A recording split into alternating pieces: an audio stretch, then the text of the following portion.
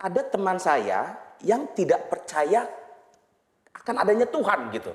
Nah, bagaimana bisa menjelaskan? Karena kalau kita berbicara dengan teman-teman yang logis, biasanya terjadinya kepada debat gitu, dan debat kembali kepada rasional, kita lupa bahwa sebetulnya itu ada iman di dalamnya gitu, Bib.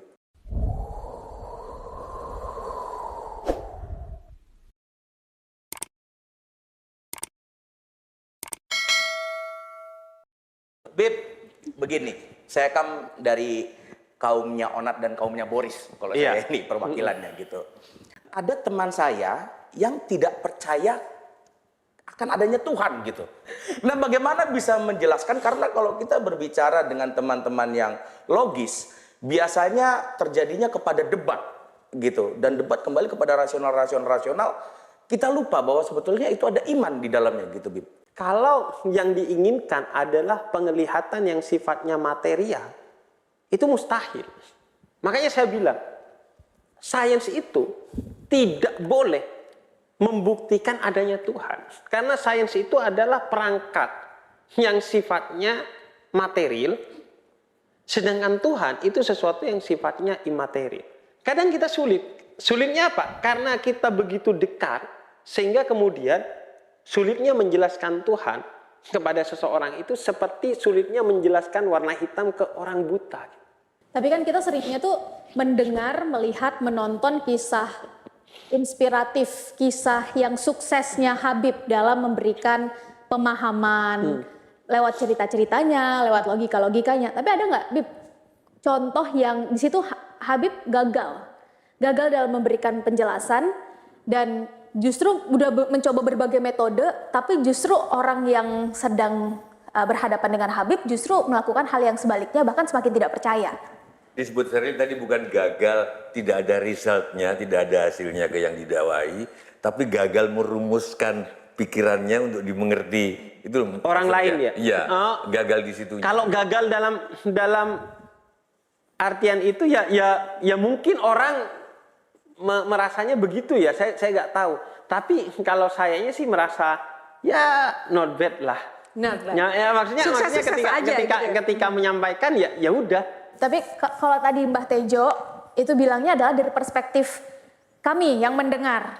Pernah nggak di posisi di mana ketika sudah menyampaikan tapi orangnya nggak bergeming, bahkan bisa jadi salah paham dengan apa yang Habib sampaikan. Jadi dari perspektif kami nih, yang kayak mungkin Valen, nah seperti tidak bergeming. Nah ya kan, dari tadi kan Habib sudah menyampaikan banyak hal-hal inspiratif nih, tapi Valen tidak bergeming. Ya, Valen, Valen, lo ada masalah apa dengan hati lu gitu? Habib, kita dengarkan Valen dulu. Bahwa seorang pendakwah itu memang it's not just what you say but how you say, kan gitu. Makanya itu mau bilang, menurut Habib sendiri, zaman sekarang harus ilmunya dulu yang kuat, apa cara menyampaikannya yang kuat gitu. Kalau aku pada aspek yang mendasar ya ilmunya terlebih dahulu. Bahkan kata Imam Malik tuh ilmu tuh ada 3, Quran, Sunnah, dan kata tidak tahu gitu. Ketika lo nggak tahu ya udah jangan sok tahu gitu, ya udah diem aja.